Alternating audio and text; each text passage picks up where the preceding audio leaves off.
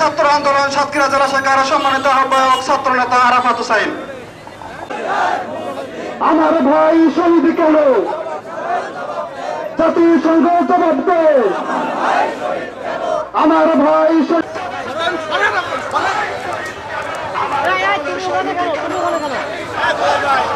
জাতিসংঘ জবাব দে। জিন্দাবাদ জিন্দাবাদ। বহুদের হাতিয়া ফিলিস্তিন